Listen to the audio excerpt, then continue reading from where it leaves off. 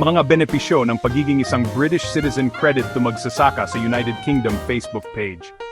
Libreng primary at secondary education mula edad 5 hanggang 18 sa mga pampublikong paaralan. May tulong pinansyal o suporta sa pautang para sa mas mataas na edukasyon, halimbawa, mga pautang pang-estudyante para sa universidad. May access sa suporta para sa mga may espesyal na pangangailangan sa edukasyon. Libre o may tulong pinansyal na healthcare, NHS, libreng pagbisita sa GP, emergency care, pananatili sa ospital, at espesyalistang paggamot. May tulong pinansyal sa mga reseta, libre sa ilang bahagi ng UK tulad ng Scotland at Wales. Libreng pangangalaga sa pagbubuntis at suporta sa kalusugan ng isip. Mga benepisyo para sa bata at suportang pinansyal. Child benefit, buwanang bayad para sa pagpapalaki ng mga bata. Child tax credit o universal credit para sa mga pamilyang mababa ang kita. Libreng pagkain sa paaralan para sa mga kwalipikadong pamilya. 30 oras ng libreng childcare para sa mga magulang na nagtatrabaho na may mga anak na edad 3 hanggang 4. Mga tax refund at credit. Mga refund para sa sobrang bayad na income tax. Working tax credit, marriage allowance, at iba pang tulong para sa mga karapat-dapat na individual. Support sa kawalan ng trabaho at mababang kita. Pinagsama ng universal credit ang ilang benepisyo sa isa para sa mga walang trabaho o mababa ang kita. Job Seekers Allowance, JSA, housing benefit o housing element ng universal credit. State pension at mga benepisyo sa pagreretiro. State pension sa pagdating ng edad ng pagreretiro. Pension credit para sa mga mababa ang kita sa pagreretiro. Suporta sa pabahay at konseho. Access sa social housing o tulong sa pabahay mula sa mga lokal na konseho.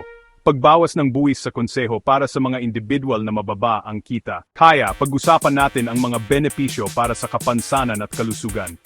Mayroong Personal Independence Payment o PIP na napakahalaga para sa maraming tao. Tapos, para sa mga bata, mayroong Disability Living Allowance o DLA. At, siyempre, mayroong Carers Allowance para sa mga nag-aalaga sa isang may kapansanan. Maternity, paternity, at parental leave. Alam mo, napakahalaga talaga ng mga ito. May bayad na maternity at paternity leave na sa totoo lang ay malaking tulong para sa mga bagong magulang. At mayroon ding shared parental leave o SPL para makapili ang mga pamilya kung ano ang pinakamainam para sa kanila. Ang mga legal at civic na benepisyo, alam mo, mahalagang bahagi ng buhay dito. May karapatan kang bumoto sa mga eleksyon sa UK na alam mo, malaking bagay. Mayroon ding access sa public legal aid sa ilang pagkataon na malaking tulong kung kailangan mo. Dagdag pa, protektado ka sa ilalim ng batas ng UK at makakuha ka ng tulong mula sa mga embahada ng UK sa ibang bansa kung sakaling mapunta ka sa mahirap na sitwasyon. Ang mga pribilehiyo sa paglalakbay at pasaporte ay sa totoo lang isa sa mga perks na pinag-uusapan ng maraming tao. Sa British Passport, makakakuha ka ng visa-free o visa-on-arrival access sa mahigit 180 bansa na talagang kahanga-hanga. At siyempre, may karapatan kang manirahan at makabalik sa UK anumang oras na gusto mo. Ang mga konsesyon sa pampublikong transportasyon ay isa pang benepisyo, lalo na para sa mga senior. Halimbawa, mayroong Freedom Pass na nangangahulugang libre o may diskwentong paglalakbay, napakagandang paraan para mas madaling makapaglakbay.